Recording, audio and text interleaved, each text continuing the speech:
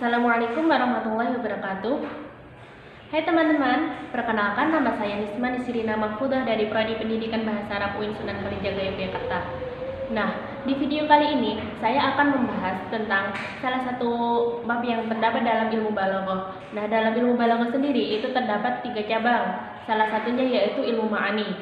Di dalam ilmu ma'ani itu terdapat beberapa bab yang akan dibahas di dalamnya. Nah, di video kali ini saya akan membahas salah satu bab yang terdapat dalam ilmu ma'ani, yaitu al-musawwah, ijaz, wal itnab. Penasaran bagaimana pembahasannya? Yuk kita lanjut ke pembahasannya. Nah, di sini kita akan membahas tentang salah satu cabang ilmu ma'ani, yaitu pada bab al-musawwah, ijaz, wal itnab. Nah, pertama kita akan membahas tentang al-musawwah dahulu. Nah, ada yang tahu apa sih al-musawwah itu? Al-musawwah secara bahasa yaitu berarti sama atau sebanding. Sedangkan secara istilah atau terminologi dalam ilmu balaghah, musawwah adalah al-musawwamatu hiya ta'diyatul ma'nal muradi bi'ibaratin musawwamatin lahu. Yang artinya, musawwah adalah pengungkapan suatu makna melalui ungkapan kata-kata yang sepadan, yaitu kita tidak menambahkannya ataupun menguranginya. Agar kita lebih tahu tentang al-musawwah itu, maka saya di sini akan memberikan contoh dari al-musawwah. Seperti dalam surat Al-Baqarah ayat 110 yang berbunyi, وَمَا تُقَدِّمُوا لِأَنفُسِكُم مِّنْ خَيْرٍ تَجِدُوهُ عِندَ اللَّهِ, yang artinya, dan apa-apa yang kamu usahakan dari kebaikan bagi dirimu, tentu kamu akan mendapat pahalanya pada sisi Allah. Quran surat Al-Baqarah ayat 110. Nah, dari ayat tersebut dapat kita ketahui bahwa ayat tersebut itu telah sesuai dengan ketentuan maknanya, tidak ada yang dikurangi ataupun ditambahi. Maka kata-kata tersebut sama dengan maknanya. Nah, oleh karena itu, pengungkapan tersebut itu disebut dengan al-musawwah. Kita lanjut ke pembahasan yang selanjutnya, yaitu tentang ijaz. Apakah ada yang tahu apa itu ijaz? Ya, benar. Ijaz merupakan salah satu bentuk pengungkapan. Secara bahasa, ijaz berarti meringkas. Sedangkan secara istilah atau terminologi dalam ilmu balaghah, ijaz adalah al-ijazu huwa jam'ul ma'anil mutakatsirah tahtal lafzi al-qalilil wafi bil 'urudi ma'al ibanah wal ifsahi. Yang artinya, ijaz adalah mengumpulkan makna yang banyak dengan menggunakan lafaz yang sedikit, akan tetapi tetap jelas dan sesuai dengan maksud pengungkapannya. Jadi, ijaz itu ungkapannya menggunakan makna yang banyak, tetapi dengan lafaz yang sedikit. Nah, walaupun begitu, lafaz tersebut itu tetap sesuai dan jelas dengan pengungkapannya yang dimaksudkannya. Menurut Imam Al-Qudari, ijaz itu terbagi menjadi 2, yaitu yang pertama, ijaz hadaf, dan yang kedua yaitu ijaz qasar.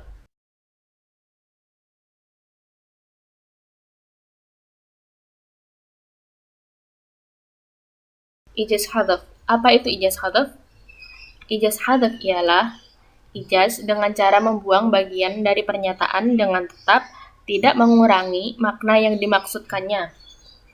Nah, selain itu, dalam ijaz hadaf itu terdapat qarinah yang dibuang.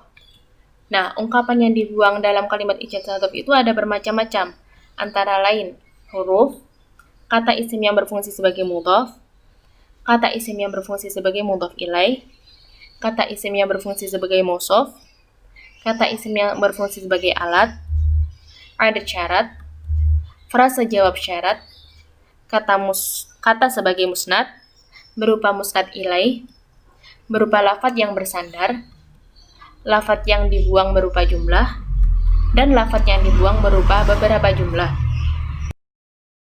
Di sini saya akan menyebutkan salah satu contoh dari ijaz hadaf yang merupakan dari kata isim yang berfungsi sebagai mudhaf. Contohnya yaitu wajahidu fillahi haqqa jihadihi, yang artinya dan berjihadlah kamu pada jalan Allah dengan jihad yang sebenar-benarnya. Nah, jadi di situ itu lafaz haqqa itu termasuk kata isim yang sebagai mudhof. Nah, jadi itu ungkapan tersebut disebut ijaz hadaf. Selanjutnya yaitu ijaz qasr. Apa sih ijaz qasr? Ijaz qasr adalah kalimat ijaz dengan cara meringkas. Sedangkan dalam istilah ilmu ma'ani, ijaz qasr adalah ma tazidu fihil ma'ani 'alal alfadi, yang artinya bentuk susunan kalimat yang maknanya melebihi lafadz. Jadi, maksudnya kata-kata yang diungkapkan itu cukup banyak, akan tetapi lafadz yang digunakan itu sesedikit mungkin. Nah, sedangkan contoh dari ijaz qasr sendiri yaitu seperti dalam firman Allah surat Al-Baqarah ayat 164 yang berbunyi wal fulkil lati tajri bima yanfa'un nas, yang artinya dan bahtera yang berlayar di laut membawa apa yang berguna bagi manusia. Quran surat Al-Baqarah ayat 164. Nah, ayat di atas itu telah mencangkup berbagai macam perdagangan dan macam-macam kemanfaatan yang tidak dihitung. Itulah penjelasannya. Nah, selain itu, saya akan memberikan salah satu contoh dari ijaz. Seperti dalam surat Al-A'raf ayat 199 yang berbunyi khudhil afwa wa'mur bil 'urfi wa'rid 'anil jahilin, yang artinya jadilah engkau pemaaf dan suruhlah orang yang mengerjakan yang ma'ruf serta berpalinglah daripada orang-orang yang bodoh. Quran surat Al-A'raf ayat 199. Nah, ayat di atas itu cukup pendek dan kata-katanya juga cukup sedikit. Akan tetapi, ayat tersebut mengandung makna yang luas serta menghimpun akhlak-akhlak mulia secara keseluruhan. Nah, sekarang kita menuju ke pembahasan yang terakhir, yaitu tentang itnab. Ada yang tahu apa itu itnab? Itnab ialah al-itnabu ziyadatul lafzi 'alal ma'na li fa'idatin aw huwa ta'diyatul ma'na bi'ibaratin zaidatin an muta'arifil awsadi li fa'idatin taqwiyatihi wa tawkidihi. Itnab ialah menambah lafadz atas maknanya. Nah, penambahan tersebut mempunyai fungsi dan makna. Dalam pengertian lain, itnab ialah mendatangkan makna dengan perkataan yang melebihi apa yang telah dikenal oleh orang banyak yang berfungsi untuk menguatkan dan mengukuhkannya.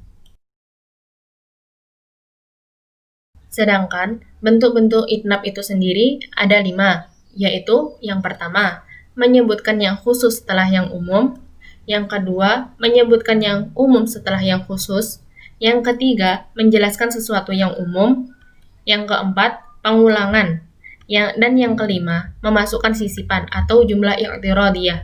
Nah, i'tirad sendiri memiliki arti memasukkan satu kalimat atau lebih ke dalam suatu kalimat atau antara dua kata yang berhubungan. Penggunaan sisipan pada suatu kalimat untuk meningkatkan kebalaghohan suatu ungkapan tersebut. Nah, selain itu pula, i'tirad itu juga bertujuan untuk tangzih atau membersihkan. Nah, agar lebih jelasnya, saya akan memberikan salah satu contoh itnab, seperti dalam surat Al-Qadar ayat 4 yang berbunyi, Tanazzalul malaikatu war-ruh ila akhirih, yang artinya, para malaikat turun dan Ruhul Kudus. Quran surat Al-Qadar ayat 4. Nah, pada ayat di atas, Allah menyebutkan bahwa kata ar-ruh setelah al-malaikah. Nah, padahal ar-ruh itu merupakan bagian dari al-malaikah. Penyebutan Ruhul Kudus atau Jibril setelah malaikat itu merupakan penghormatan Allah padanya. Nah, faedah penambahan kata tersebut itu untuk menghormati sesuatu yang khas. Nah, setelah kita membahas ketiga hal tersebut, yaitu tentang al-musawwah, ijaz, wal itnab, apakah kalian tahu perbedaan di antara ketiganya? Nah, di sini saya akan menyebutkan beberapa dari perbedaan dari ketiga tersebut. Di antaranya, yang pertama, pada ungkapan ijaz, lafadz-lafadz yang diucapkan itu lebih sedikit daripada makna yang dikandungnya. Sedangkan yang kedua, pada ungkapan itnab, itu malah kebalikannya dari ijaz. Maksudnya, lafadz-lafadz yang diucapkan itu lebih banyak daripada makna yang dikandungnya. Sedangkan yang ketiga, al-musawwah, Nah, al-musawa itu berada di antara keduanya, yaitu lafadz-lafadz yang diungkapkannya itu sebanding dengan makna yang dikandungnya.